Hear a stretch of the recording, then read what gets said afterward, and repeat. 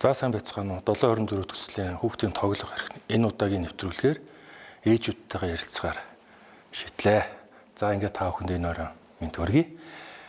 Одоо хүүхд байхдаа тоглож үзээгүй хүмүүс байна уу? Байхгүй хаа тийм бүгдээ тоглох бол хүүхдийн анх шиг дээр байсан. Гэтэл бид ингээд хүмүүстэй уулзаад анзаараад байхад нөгөө хүүхэд дасандаа тоглож исэн гэдгийг амархан мартчихдаг юм шиг юм л да. Тэр нь одоо юугаар илэрдэг вэ гэхээр одоо сөөх ч юм уу хорооноос за дүүргээс юм уу аймагаас хөрөнгө оруулалт тодорхой ажил хийх талаар санал авахд хүүхдийн тоглоомын талбай өрөөлөх гэдэг саналууд их бага байгаад байдаг л та. Энэ юутай холбоотой юм бол? Энэ нэлийн эртний бидний соёлтой холбоотой болов гэж би бодож байна. Одоо ингээд сая таны ингээд ярьж байхад бодлоо л да бид нар чинь эхлээд нүүдэлж арт хүн байсан тий. Хонь урагтайгаал тоглоно гэхээс тоглоомын талбай гэдэг юм мэдэхгүй. За тэрний дараа социализмын үед яагаад социализм бүтээн байгуулалтанд өрнүүлэх гээд тий эцэг эхчүүд юун тэр хүүхдийн тоглоомын талбай мантай ажлын 6 өдөр ажилладаг тий маш их ажилттай юм байсан. Хэрвээ санаж байгаа бол одоо микрорайон ч юм уу нэг маш цөөхөн газруудад л хүүхдийн тоглоомны талбайнууд байдаг байсан. Өөр бол тийм хүүхдийн тоглоомын талбай гэж байгаагүй шүү дээ. Тэгээд бид нар одоо би сая юу тоглодог байсан юм бэ гэж таныг асуугаар бодсон чинь өөрөө ийм нөгөө микрийн доошоо ингэж сүнхэн дээрээ сууж гулгадаг байсан юм байна тий. Тэгээд нөгөө дисенкагийн хашаан дотор ингэж цасан юу хурсан цасан дунд ингэж барилдаж тоглодог байсан юм байна. Гүдэг матаг тоглодог байсан юм байна. Ингээд бодохоор бид нар тоглоомын талбайд тоглож өссөнийгаа би лав нэг сүрхий санахгүй байна. Тэгэхээр энэ магадгүй бидний олон жил явж ирсэн соёлтой бас холбоотой байж болох юм тий. Миний бодлоор бол нэгдүгээрт яг иргэд өөрсдөө оршин суугчид энэ талаар мэдээлэл бага байдаг байх гэж бодож байна. Одоо тухайн хороон ч юм уу сөөх яг юу хийж байгаа талаар мэдээлэл нээлттэй биш дутмаг байдгаас нэг асуудал болдог байх гэж үзэж байна. Хэрвээ юу хийж байгаа вэ гэд нээлттэй санал асуулга хийгээд ингээд оршин суугчдаасаа тодорхой одоо мэдээлэл хүсээд асуух юм бол бас тодорхой хэмжээгээр энэ асуудлаар бас ярих хүмүүс байгаа болов гэж бодож байна. Тэгээд тоглоомын талбай чи ер нь бол Монгол Улаанбаатарын нөхцөлд айгүй амин чухал хэрэгцээтэй асуудал байна шүү дээ.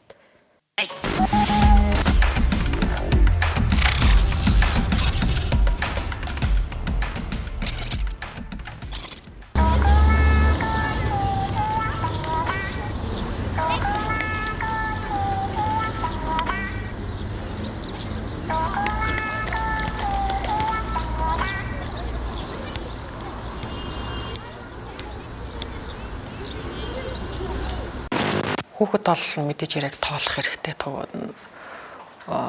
иж одоо би бялдар те оюун ухаан хүүхчин хүүхэд тоглохгүйгээр ямар сөрөг нөлөөтэй вэ гэдгийг би бас ойр дотны хүмүүсээс бас харж исэн.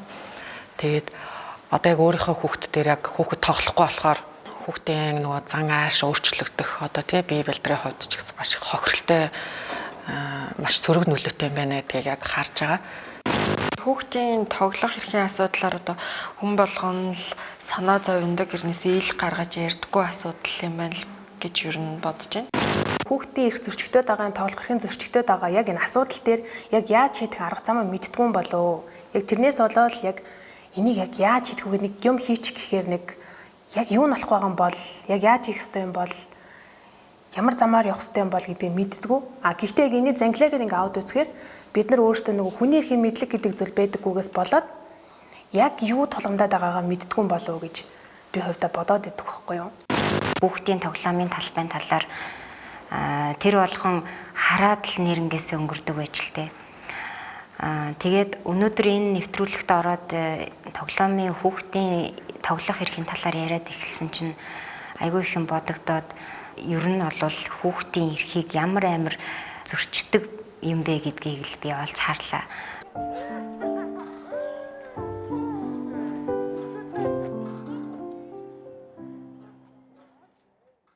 Миний хувьд бол тоглоомын талбай ховор байсан ч гэсэн тухайн үед бол нөгөө ээлтэй орчин гэдэг юм уу тий одоо аюулгүй орчинд бид нар өсөж исэн. Одооны хүмүүс бол нийгэм нь маш хэцүү болсон үед бол бид нар машин замаас өсвөл шууд байрнаасаа гараад шууд ингээл машин зам тулгаж байгаа үед бид нар хүүхдээ гар гэж тоглох чадахгүй тий тэгж хэлж чадахгүй тэгэл хүүхдүүдийг ер нь бол яг хоригдл юм шиг л гэртэл ерөөсө хорж идэг. хүүгээ авч гадаа салхинд гарыг гэхэд одоо аюулгүй байдал нь хангагдаж чадж байна уу? Үгүй ээ. Ингээ ийшаар ингээ тоо шороо зам ингээ сараншааны нөх машин тэрэг гээд ингээ тоотой эзэн газраа л нэг ямар жоохон тоглоом талбайтай тэр нь ингээ битүү байдаг дандаа. Гэхдээ ингээ хажуу талаас гинтгэн машин гараад ирэх нэг тиймэрхүү тохиолдол амар их байна. Тий, одоо ингээ дугуйж явж байсан чинь ингээ хажуу талд юу ч харагдахгүй. За машин ирэхгүй байхгүй явж байсан чинь хажуу талаас гинт машин гарч ирж ирээд тэгээд амар хэцүү байгаа л та. Би нөгөө нэг өндөр дугуйн чаддаг байхгүй. Тэгээд зүгээр хаяа унаад явхлаар талбай дээр очингууд зарим машинууд шууд ирээ тэгээд мөргүүлэхэд заримдаа шахдаг. Дүүнэр маань ерөөсө тоглох газар байдаг байхгүй юу? Одоо ингээл тэгэл бөмбөгөө тийшээ унагалаа гэхэд тэгэл цаашаа харал машин зам гэл тэгэл бөмбөг нь хагарах аюул маялтай. Өөрөө машин дэргэнд дайруулах аюултай. Ер нь бол тийм зориултын талбай байхгүй учраас одоо манай гэрт одоо ингээл 2 3 хүүхдээ ингээл багаас нь ахуулаад дугуй авч гисэн. Тэгээд нөгөө хүүхдэд дугуй унуулахын тулд заавал цэцэрлэг төрөл орно. Заавал ингээл хүүхдээ авч яваалтай. Зүгээр л гэрээсээ гараад аюулгүй гадаа гой дугуйгаа унаал, ролко унаал тий. Одоо өвлөн нь бол бүр канкин энтер унахад бол тий.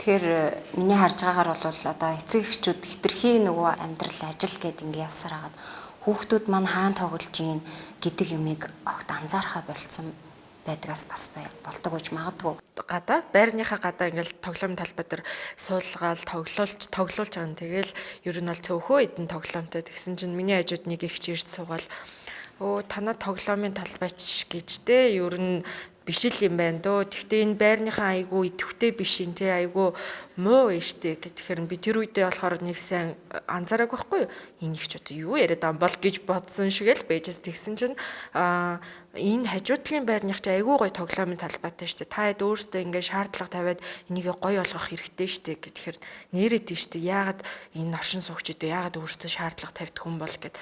Тэгэл тэрнээс хойш ер нь бодож эхэлсэн л дээ. Тэгэл хороонд явагдаж байгаа энэ саналд тий эцэг эхчүүд л одоо өөрсдийнхөө саналыг оруулж хүүхдүүдийнхээ тоглох эрхийг нь бий болгож орчныг бүрдүүлэхгүй болвол бид нэр хитрхи тий хүүхдүүдийнхээ төлөө биш ингэж ажиллаад байгаагаас болсон болов уу гэж бас харж байгаа.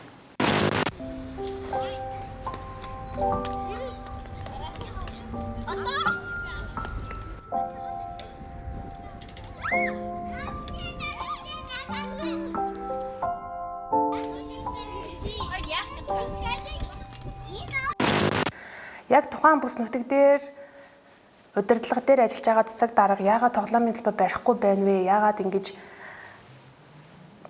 иргэдийн хүүхдүүд эрхийг ингэж хангахгүй байна вэ гэхээр нөгөө тухайн цэцэг дарга бас нөгөө хүний эрхийн мэдрэмжгүй мэдлэггүйгээсээ болоод нөгөө талаасаа иргэдэнд хүний эрхийг мэдрэмжгүйгээсээ болоод энэ ингээ байх л ёстой асуудал гэсэн хандлагаас үүдээд тоглоомын талбай буюу хүүхдүүдийн тэр тоглох эрх бас зөрчигдөөд идэм болов гэж бодоод идэв.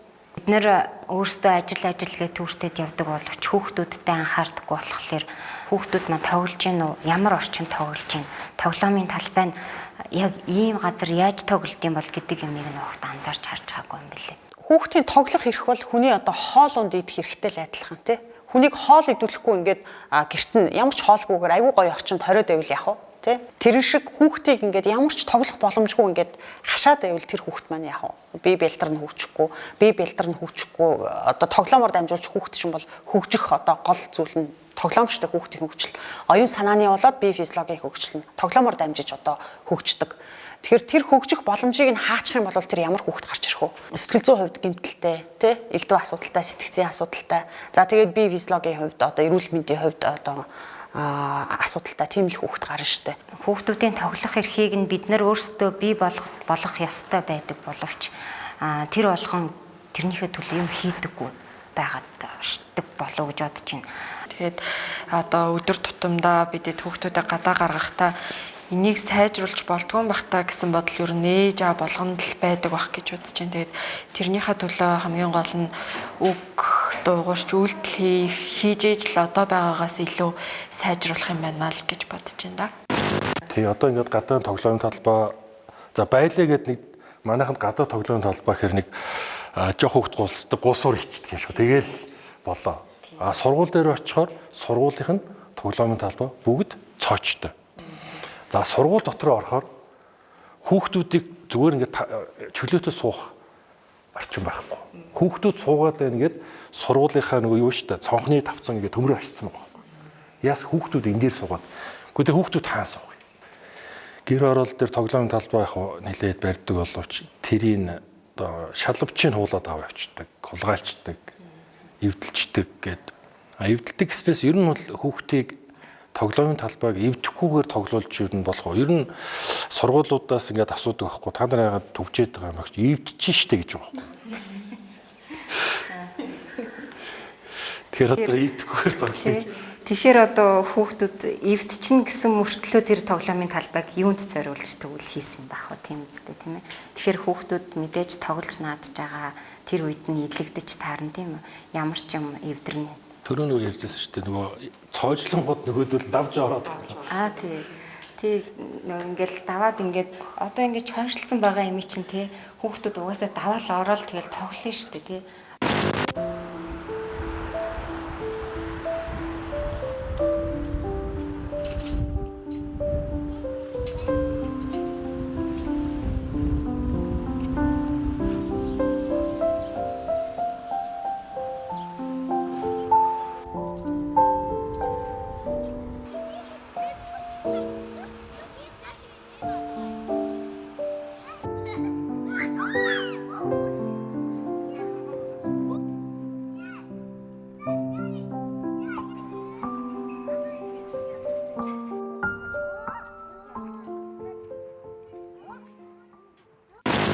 Эсвэл хүүхдүүдийн гол хийдэг ажил бол одоо тоглох шүү дээ.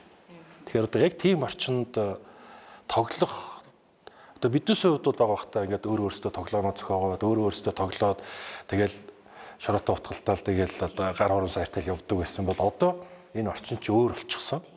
А гэтэл одоо сүүлийн үед бас ингээд хүүхдүүд янз янзын их эвгүй юм сонсогдоод байгаа нь тэр стрессийн дунд хүүхэд том болж штэ. Тэр стресс гэдэг чинь одоо хүүхэд стрессээ яаж тайлах юм? Одоо тоглож л ойрлж хашгирч гүүж хараач тэгэл одоо ч орцонд дуу муу дуулдаг хүүхдүүд юу байдаг ч юм уу ч юм. Дуулахчгүй шүү дээ. Цагдаа дуудаж. Шууд цагдаа дуудаж шүү дээ тий. Одоо орой ингээд 10 цагаас хойш сакс тоглох юм бол одоо ингээд одоо тэр туулаас ахуулаад цагдаа дууддаг гэж шүү дээ одоо.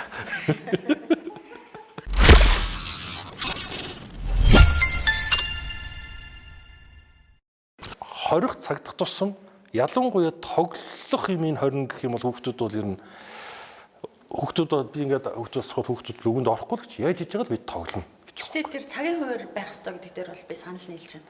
Бид нар Герман нөгөө Бонд ингээд явж исэн чинь орой гэрэлтэй тэгэд ингээд явж байгаад гинт ингээд анзаарсан чинь гудамжинд нь ерөөсө хүүхд байхгүй. Улаанбаатар очиг л хаасаа өвөл хүүхд буужгинж гэдэг юм сайхан газар шүү дээ. Тэг бид нар гайхаад энэ хүүхдүүд нь хайч энэ хот энэ бүтэн хотын чинь тий хүүхдүүд нь хайж өгсөн чинь одоо унтцсан шүү дээ унтах цаг нь аль хэдий болцсон цаг хаасан чинь 9 цаг болцсон.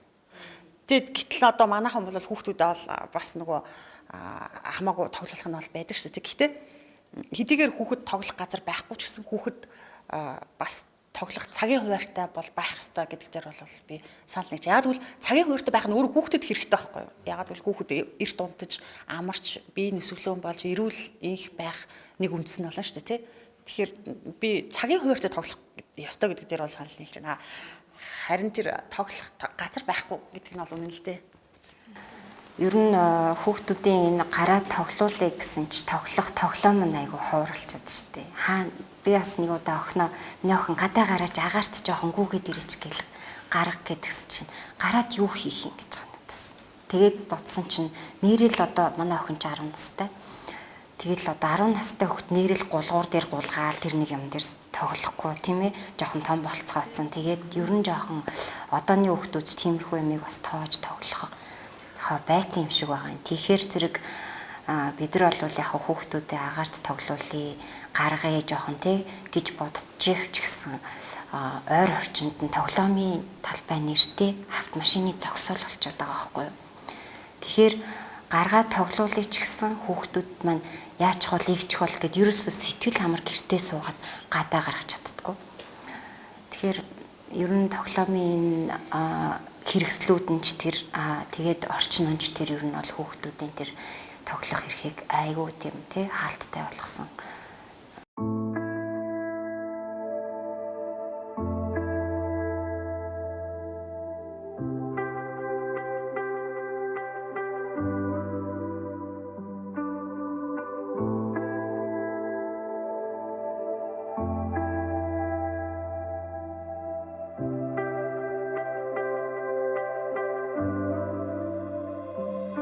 Хэрвээ өнөөдөр анзаарах юм бол ингээд Монголын нийгэмд ингээд сэтгэл зүйн айгүй асуудалтай сэтгцийн асуудал эрүүл мэнд гэдэг зүйл өөр айгүй асуудал болсон. Гэтэл чи өнөөдөр ингээд гинт бид нар ингээд сүүлийн 5 жилэл ингээд тий коронавитой холбоотойгоор ч юм уу үүссэн сэтгцийн эмгэг биш байхгүй юу? Энд чинь бид нар хүүхэд байхаасаа ихсүүлээд авч ингэж үлдсэн травма чинь одоо том болсон хойно ингэж илэрч гарч ирж байгаа байхгүй юу?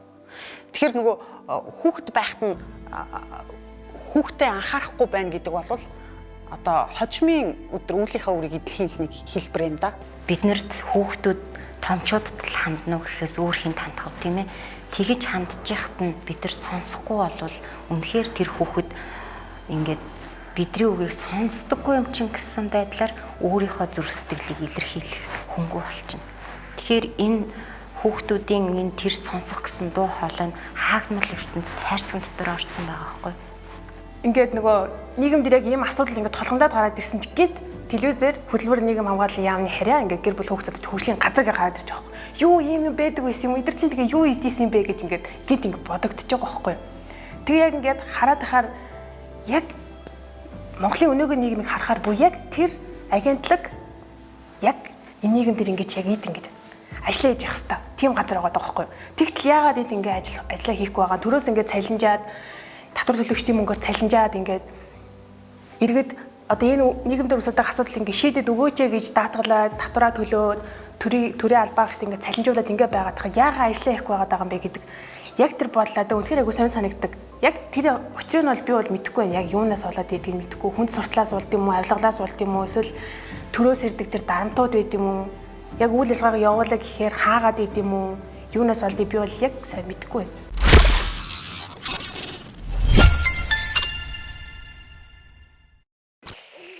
Тархан. Гэртээ өдрийг хэлхэн өнгөрөв. Муутайгаа тоглоул. Надаа ер нь тоглоомын талтай юм байна уу? Элүү тахтай гэртээ өнхийдээ суугаад зураг зээл талбай амар үздэг. Тэгээ тоглоомын талбайг юм нураацсан. Тэгээд чин барилга баригдаад тэгээд бөө юм болчихно дөө.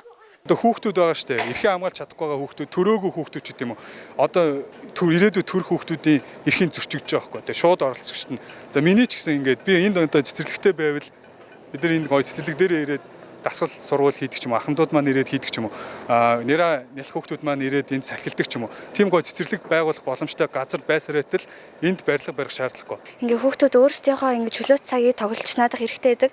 Тэгээд ийм нөхцөл дээр ингээ улс төр ингээ ойлгохгүй хүүхдүүд ийм юмар хязгаарлагдж байгаа нь амар бидний хувьд амар харамсалтай байдаг. Ер нь бол дүүнэрээ ч гэсэн тийм эрүүл гой чөлөөтэйгээр тоглолмоор санагддаг. Хотын одоо нэг буруу төлөвлөсөн хотын үр шимийг бид нэр өдөр болгон цаг тутам хүртээд ингээ бухимдаа явж чинь тэр маань ингээд энэ Баянгол дүүрэг дээр дахиад нэмэгдэх гээд байна. Энийг одоо энэ барилга нь босгоос өмнө зогсоё. Шийдвэр гарах одоо албан тушаалтнууд нь энийг анхаарад яг одоо энэ шийдвэрийн өмнө гаргасан хүмүүстийн хариуцлага тооцох маягаар энэ шийдвэрийг цуцлаад энэ дээр яаралтай ногоон байгууламж байгуулцгаая. Иргэдээ сонсё. Хинээс мандат авсан юм бэ те? Миний хувьд бол ингээд тоглоомын талбай байгуул зүгээр л гэж бодож байна. Тэгэд энэ асуудлыг бас ингээд шийдвэрлээд өгчвөл бас дүүнэрээ бас чөлөөтэй нийгэмд бас тоглоулмаар л байна.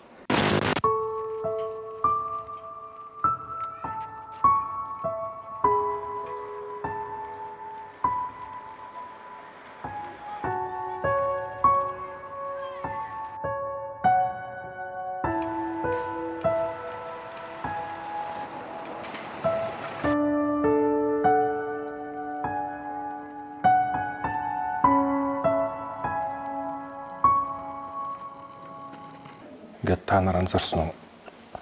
Машин зам дээр тоглож байна шүү дээ. Одоо нэг дугуйтай, оройлогтой хүүхдүүд нэг скутертэй хүүхдүүд тийш зориултын хаан тоглохын хэрэг зориултын талбай хамгийн ойрхон байгаа. Төр засгаас уг нь бас тодорхой хэмжээгээр бас арга хэмжээ аваалгаа юм шиг байгаа. Одоо гараашаа буулгаж байна. Хамгийн гол нь тэдрийг бид нар иргэдийн оролцоотойгоор бид нар санаачлаг гаргаж одоо тэр буулгасан тэр талбайгаа бид нар бүр гой тогтжуулах хэрэгтэй хүүхдүүдийн талбай тий. Одоо скутер байна, дугуй байна. Хүүхдүүд чинь гол нь тэднийг хэрэгжилж хүүхдүүд нөгөө хөдөлгөөний дутагдаас гарна тийм үү. Одоо ингэ хүүхдүүд ингээл орчин үеийн хүүхдүүд чинь нэлээд мариалаг байгаа нь хөдөлгөөний дутагдалд ороолоо шүү дээ. Тэгэхээр чин тэр чин бас яг гарч нөгөө тоглохгүй байгаатай айгу холбоотой байгаа байхгүй. Тэгэхээр тэр буулгасан гараж дээрээ за нэг 10 газар одоо дүүргүүд ингээ 10 газар байлаа гэж ядаж нэг 5 хүүхдийн тоглоом барьчихсан гэж би хувьдаа бодож байна. Тэр нөгөө нэг бас энэ яг ингээл явсаар байгаа л айгүй том бас нэг бодлогын бас асуудал болох юм шиг одоо газар зохион байгуулалтын албатай ч холбоотой бол тийм үү. Над дээр бас нэг тохиолдсон жишээ гэх юм бол манай байрны ойролцоо ингээд барилга бариад захгүй тэр айгүй шигүү талбайтай. Тэгээд энд нэг хүүхдийн талбай барьчих юм болоо да гэл тэгэл байрны оршин суугчид хоорондоо бас ярилцаал тэгсэн чинь л нэг шөнийн цагаар газар ухаал ихэлсэн. Тэгэл хүмүүс цонхороо зургийг аваад байрныхаа групп төр тавиал энчээ барилга барих байгаа юм шиг байна гэсэн чинь яг л барилга бариад эхэлж байгаа хгүй. Тэгээд оршин суугчид нь хорондоо гомдол гаргаад энчээ барилга барих юм бол ингээ зам талбайгүй болно. Хүүхдийн тоглоомын талбайч байхгүй дээр нь бүрч ингээд машин орох гарцгүй болж энэ зэрэг гэл тэгсэн чинь хорооноос болохоор нийслэлээс ингээ газрын алба руу гэл ингээ шат амжилга яваал гэдэм л тэгэнгүүт эргээд нөгөө барилга барих байгаа хүмүүс нь газар дээрээ бид нар юу барихаа өөрсдөө мэдээ. Та нар өөрсдөө юм тоглоомын талбайгүй байшин байр худалдаж авсан чинь та нар өөрсдөө ч хогштэй гэж байгаа байхгүй. Тэгэнгүүт эргээд тэр газрын албаныхан яагаад тэнцээ тэгвэл тийм газрын зөвшөөрөл өгсөн юм бэ гэдг нь эргээд асуудал болох юм шиг. Тэгэнгүүт ингээл одоо тэр тоглоомын талбайгүй барилгыг хүлээж авсан мэрэгжлийн хяналтын газрын асуудал гэл ингээл явсаар гал энэ ингээд бүр жижигэн нэгжээсээ эхлээл том асуудал ингээл цогцоор нь бүгдээрээ л харж ийж бас ясаалал тэр чин тоглоомын талбайтай гэж зурагддсан юм байл шүү дээ. Тийм уг нь. Тэгээ тэр чин тэгэл тэр чин барьж байгаа. Тэгээд хүлээж авч байгаа хүмүүс ямар уу. Одоо чинь энэ хажуухан талд нэг тоглоомын талбайтай байшин байдаг л да гэж шатсан. Машин зогсоослын дунд ганцхан гулсуу. Тэгээд одоо магадгүй нөгөө мэрэгжлийн хяналтынхныг хуурчж байгаа юм шиг байна тийм. Нөгөөдөл нь хууртаад байгаа юм шиг байна тийм. Барилга хүлээж авдаг комисс гэж байдаг. Нөгөө янз бүрийн нөгөө хүмүүсээс бүрдсэн тийм. Тэр комиссууд бол одоо хичнээн жил тэр комиссд ямар хүмүүс байдаг тийм. Тэгээ тэр хүмүүс хичнээн жил одоо яг Улаанбаатарчуудыг хуурж байгаа вэ гэдгийг бас ил тавьж гаргах хэрэгтэй бах тийм.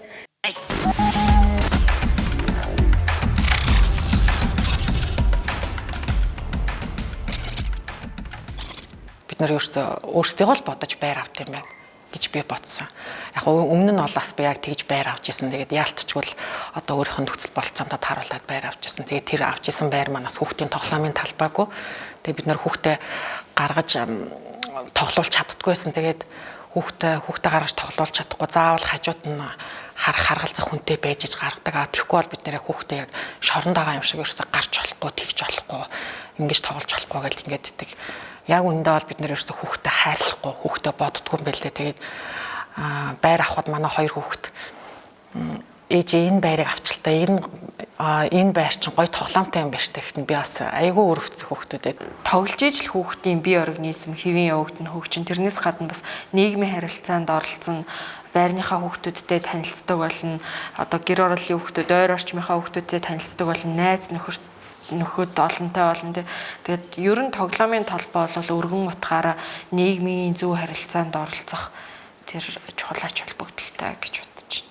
Бид нэр бүгдээрээ л хүүхдтэй би өөрсдөө ч бас хүүхд байсан гэдэг утгаараа зөвхөн заавал нэг төрийн эрх барих ч юм уу эсвэл нэг хэн нэг мөнгөтэй итгэхэд гарч ирэх ч юм уу тэгэх бол шаардлагагүй гэдгийг л ойлгож байгаа. Бид нар зүгээр сэтгэл гаргахад тэр орчныг бүрдүүлэх бүрэн боломжтой.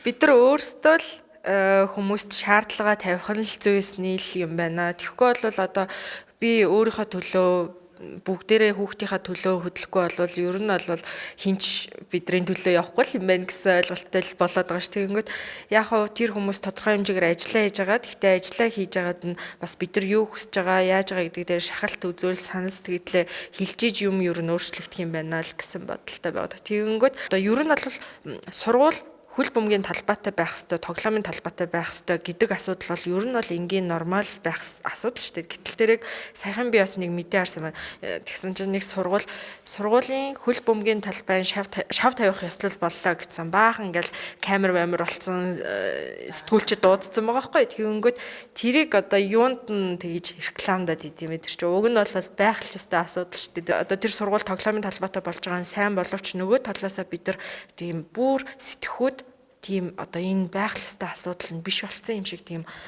сэтгэлгээний бүр өөрчлөлт гарсан болов тоглоомын талбайгүй байж л байх ёстой юм шиг тий сургууль хөл бөмбөгийн талбайгүй байж л байх ёстой юм шиг тэгэхээр тэр сэтгэлгээ бол бүр өөрчлөгдсөн юм шиг л тий дарга нарын юм уу тэр улс төрчдийн хүүхдүүд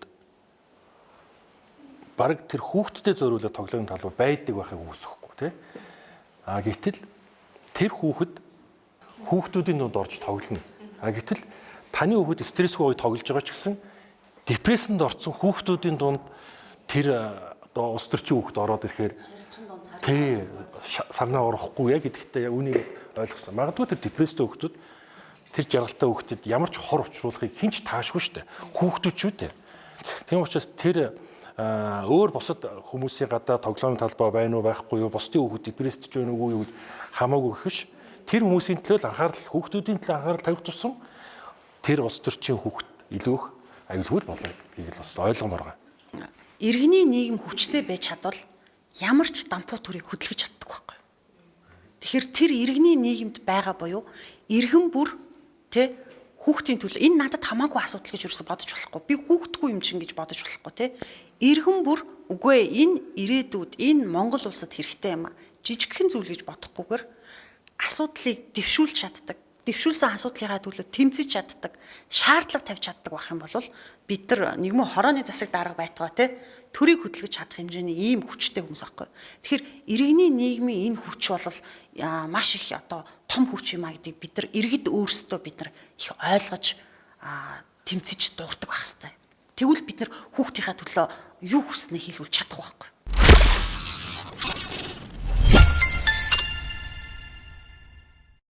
Эцэг эхчүүд, томчууд бид нар өөрсдөө энэ асуудлыг ил гаргаж тавиад шаардахгүй болвол энэ нөхцөл байдал байсан хэвээр л байх юм байна гэж ерөн сүүлийн үед их боддог гэсэн. Тэгэхээр иргэдийн оролцоо айгүй чухал нөлөөтэй. Хэрвээ танаа байрны гадаа стандартад нийцсэн биш одоо хүүхд чинь чөлөө цагаа өнгөрүүлэх талбай байхгүй бол тэрийг хамгийн бага төвшөнд нь сайжруулах талаас нь ядаж одоо хүүхдийн тоглоомын талбай чинь ингээд гулсуур нэвтэрсэн байх юм бол тэр гулсуурыг яаж засах боломжтой юу гэдгийг одоо сөөхөөсөө контороосоо шаардасаа л гэж хүсмээр байна. Тэгэнгүүт иргэн болгоны оролцоо энд чухал үүрэгтэй юм байна. Тэгэхээр бүгдээрээ бас иргэд өөрсдөө идэвхтэй ээж аауд бид хүүхдийн төлөө нэг ч ихсэн малхам хийцгэх хэрэгтэй байна гэж бодож байна. Энэ нь шүү дээ хүүхдийн тоглоомын талбай хаана байдаг юм бэ гэдгийг үл айлуудын дунд байдаг байхгүй. Гэр хороолтол гутамжийн дунд те. Одоо тэр гутамжийг тойроод айлууд байгаа сте. Орон сууцны хороолт дунд бол ингээд хідэн талд нь ингээд байшингийн дор. Өөрөөр хэлбэл бидний бүгдээрнийх нь хараан дор байгаа сте хүүхдийн тоглоомын талбай. Гэтэл бид нар яагаад тэр хүүхдийн тоглоомын талбайд стандартыг хэрэгжүүлэхгүй вэ? Энэ нь улсын хурлын дарга буруутай юу? Энэ нь ерөнхий сайд буруутай юу? Ерөнхийлөгч буруутай юу? Үгүй шүү дээ.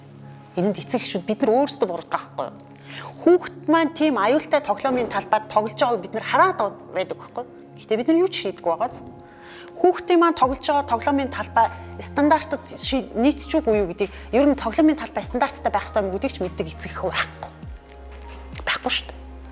Тэгэхээр эн чинь юуг харуулж байгааг нь бид нар ингээд нүдэн дээрээ байгаа юмыг ч өөрчлөхийн тулд юм хийдэггүй л байхгүй да. Хүүхдийнхаа төлөө юу тэр хүүхдийн эрүүл мэнд юу тийм болохоор чи энэ эрх баригчид хүүхдийн хамгийн хүүхэд үйлчлүүлдэг төлөвлөхийн төвийг барихгүй 10 жил болж чадж байгаа байхгүй юу? Яг гэвэл чи гадаанаа байгаа нүдэн дээр чинь байгаа тоглоомын талбайг чи өөрчлөхийн төлөө юу ч хийдэггүй, юу ч хийхгүй ч ойлгомжтой учраас энэ эрх баригчид чинь биднийг тэгж доромжилдог, даапалдаг байхгүй юу? Энэ чи бидний буруу. Түүнээс чи энэ хин нэгэн улсын хурлын дарга бурууг л байхгүй.